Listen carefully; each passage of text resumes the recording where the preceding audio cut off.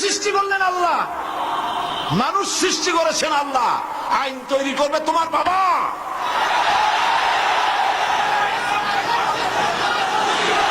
আইন তৈরি করবে কে? কে তৈরি করবেন? আল্লাহ রাব্বুল আলামিন আইন তৈরি করবেন। আরেকটি জিনিস লক্ষ্য করুন, এই পৃথিবীতে, থামুন, এই পৃথিবীতে একটা গাধার তৈরি করা আইন আর একটা গাধায় কিন্তু মানে না, ঠিক কিনা? একটা ষাঁড় আর একটা ষাঁড়ের আইন মানে না। গ্রামে দেখেন না, বিলের মধ্যে অনেক ষাঁড় ঘুরে বেড়ায়। একটা ষাঁড় তার ছায়া গুছর করে বললো, ভাইয়ের আমার, বোনের আমার, এই বিলের মধ্যে কেউ ডাক দিতে পারবে না আমি ছাড়া। আর সব ষাঁড়েরা গরুরা লেজ উঠো করে দৌড় মারলো। গরু একটা গরুর আইন মানে না, একটা ব্যাঙ আর একটা ব্যাঙের আইন মানে না, একটা বানর আর একটা বানরের আইন মানে না। আর তোমরা আশরাফুল মখলুকাত মানুষ, কার বাজানে কি আইন তৈরি করেছে সে আইন মানতে পৃথিবীর মানুষ বাধ্য নয়। মানুষ সৃষ্টির সেরা, আইন মানবে আল্লাহ। চিল্লায় বলো কার?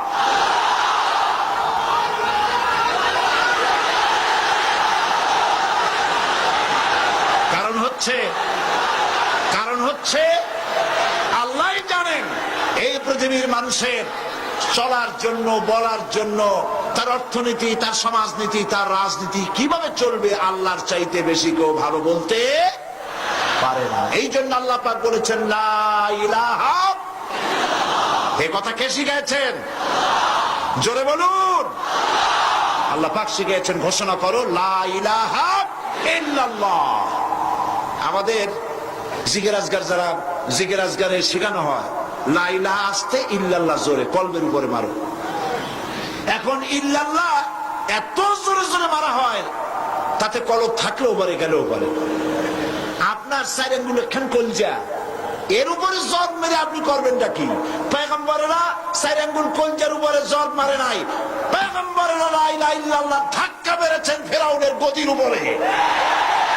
ইব্রাহিম আলাইহিস সালাম লা ইলাহা ইল্লাল্লাহ বলে ইল্লাল্লাহর জাত মেরেছেন, নমরুদের রাজতত্ত্ব উল্টে গেছে। মুহাম্মদ রাসূলুল্লাহ সাল্লাল্লাহু আলাইহি ওয়াসাল্লাম লা ইলাহা ইল্লাল্লাহ বলেছেন, আবু জাহেলের মুষ্টি সাফ হয়ে গেছে। এর নাম কলেমার জিকির। ফেরাউনের কাছে যখন গেছে, ফেরাউন তখন বুঝতে পেরেছে। ফেরাউন তখন বলছে, মা আলিমতু লাকুম মিন ইলাহিন গায়রি, আমি তো জানি না আমি ছাড়া আর কোন ইলাহ আছে। আমি কি গল্প শোনাচ্ছি না কোরআনে আছে? আমি জানি না আমি ছাড়া কোন ইলাহ আছে। তুমি সংযত হও, এই ইলাহের দাওয়াত নিয়ে আর কখনো আসবে না। আবার যদি ইলাহের দাওয়াত নিয়ে আসো, লাআজআলান্নাকা মিনাল মাসজুনিন, আমি তোমাকে কারারুদ্ধ করে রাখবো। ফেরাউনের গোষ্ঠীরা সবসময় জেলের ভয় দেখায়, ঠিক কিনা? কিন্তু মুসারা জেল ভয় পায় না। জেল মুসলমানদের পায়ের জুতা, ফাঁসির মঞ্চ মুসলমানদের গলার জুতার ফিতার মতো, ফাঁসির মঞ্চের গলার দড়ি মুসলমানদের ফুলের মালার মতো। এগুলিকে মুসলমানেরা পরোয়া কোনদিন করে নাই।